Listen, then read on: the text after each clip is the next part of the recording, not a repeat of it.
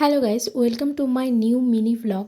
তোমাদের সঙ্গে আরও একটা ভ্লগ শেয়ার করব, যেটা হচ্ছে আমার অনেক দিনের একটা ইচ্ছে ছিল বড় মাকে দর্শন করব, বড় মায়ের কাছে গিয়ে পুজো দেব। তো সেই আশাটা যে এত তাড়াতাড়ি পূরণ হবে সেটা আমি ভাবতে পারিনি।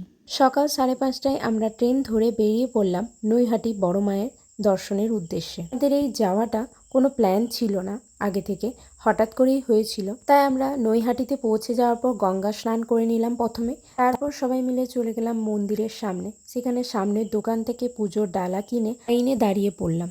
কিন্তু যেহেতু সেদিন ছিল বুধবার, তাই অতটাও ভিড় ছিল না, আমাদেরকে বেশিক্ষণ লাইনে দাঁড়াতে হয়নি। তাড়াতাড়ির মধ্যেই আমরা বড় মায়ের দর্শনও পেয়ে যাই আর বড় মায়ের কাছে পুজো দেওয়ার সুযোগও। মন্দিরে ভেতরে ঢোকার দরজায় প্রথমেই লেখা ছিল ধর্ম হোক যার যার, বড় মা সবার।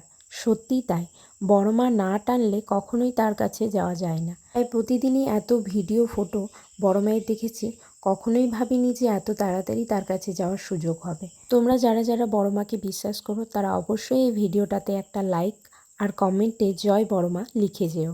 অবশেষে যখন বড় মায়ের দর্শন পেলাম তখন মন থেকে যে কতটা শান্তি পেয়েছিলাম সেটা মুখের ভাষায় বলে বোঝানো সম্ভব না তোমাদেরকে। এখন মনে হচ্ছিল যে আমরা এত দূর আসতে পেরেছি ও বড় মায়ের কাছে পুজো দিতে পেরেছি, এটা সব কিছুই সম্ভব হয়েছে একমাত্র বড় মায়ের জন্যই।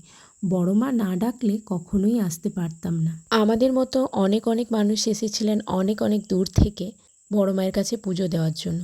তাই আমিও তোমাদেরকে বলবো অবশ্যই একবার বড় মায়ের মন্দিরে গিয়ে তোমরাও পুজো দিয়ে এসো, সত্যি ভালো লাগবে। বড় মা সবার মনস্কামনা পূরণ করবে। জয় বড় মার জয়।